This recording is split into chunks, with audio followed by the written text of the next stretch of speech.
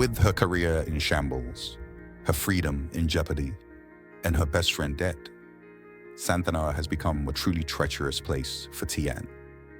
It would seem that villainy has won.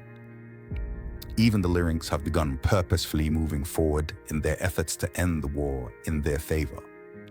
But all is not completely lost for Tiaan, because despite how perilous it may seem, her path forward is now hers alone to forge. And it may be wise for those who orchestrated her downfall to be mindful not to destroy someone with lies, when in turn, they may be destroyed with the truth.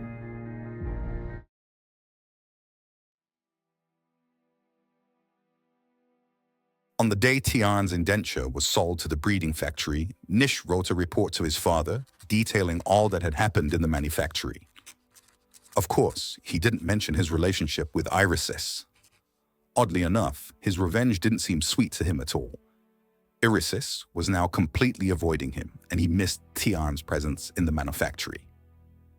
A few days later, on his monthly day off, he made his way to Tixi, where he delivered a report to his father's assistant. His father's assistant is a querist by the name Fin Ma, attractive and dangerous in equal measure. Too young for the position she had acquired thus far, and Nish was right to fear her.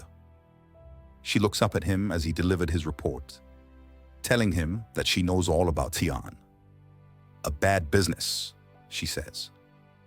Nish knew that it would take a long time for his father to receive his report, and hoped that it'd buy him enough time to come up with something.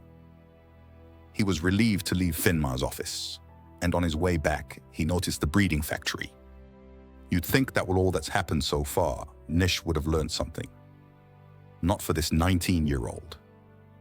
This young dingleberry decided that since he couldn't have Tiaan of her free will, he'd try paying for it and forcing her into the encounter instead. Once at the breeding factory, Nish approaches the guard and asks if a young woman had recently been sent here. The guard confirms it. Nish says that he seeks her services. The guard seems to have no patience for fools today and unceremoniously tells Nish that not only is he a mere boy, but he is no one. The men who enter are carefully selected and are of high standing. He tells Nish to be on his way, before the watchmen are called to deal with him. With his tail between his legs, Nish makes his way back to the manufactory.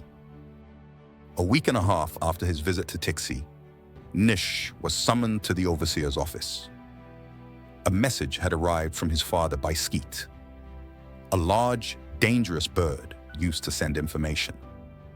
Using this form of communication was both fast and expensive, so this had to be very serious. The skeet carried 2 letters, one for Overseer Gihad and one for Nish. Nish stood quietly as Gihad read his letter. Suddenly, the Overseer turns to face Nish angrily. He tells Nish that before Tiaan went mad, she made notes detailing all she had done and hid it in her jacket. Those notes were discovered by Finmar and sent to his father. Nish's father now questions the Overseer's loyalty and is personally making his way to the manufactory. With his hands shaking, Nish opens his own letter.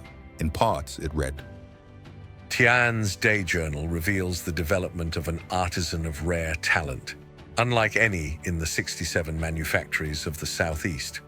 Fortunately, I have competent people reporting directly to me from your manufactory. This was no fit of crystal madness, idiot son of mine. It was brought on by tincture of kaluna, a herb that causes hallucinations. Her bedclothes stank of it. Clearly, there is a conspiracy at this manufactory, and I am coming personally to root it out. Everyone is under suspicion, particularly you and your friend Irisis. As of this instant, you are relieved of your position as prober, and your whole future is at stake. I have instructed Gihad to punish you. You will go to Tixi as assistant to probationary overseer Gihad.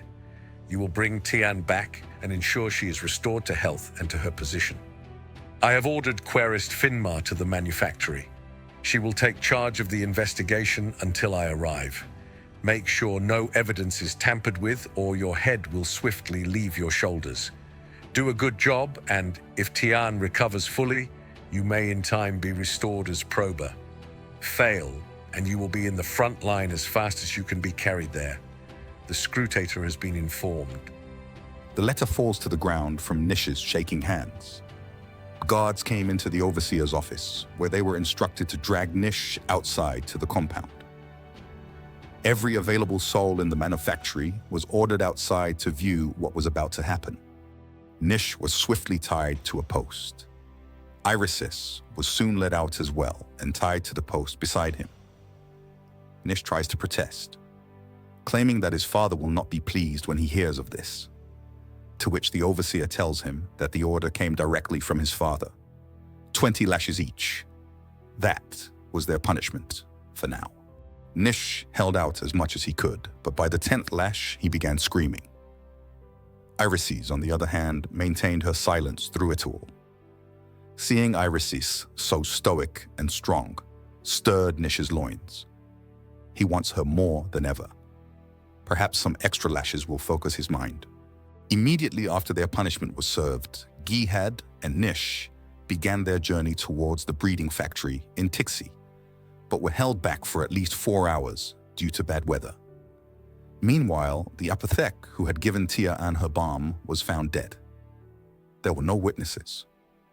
Both Irisis and Nish were interrogated for 6 hours, after which it was determined that neither had a hand in it. But Nish thinks differently, and is sure that Irisis did this.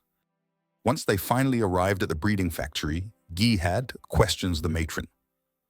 The matron is angry and defiant. She tells him that Tiaan has escaped and she has no idea where she is now. Once Gihad tells the matron that the order to find Tiaan came directly from the Perquisitor, her tone changes.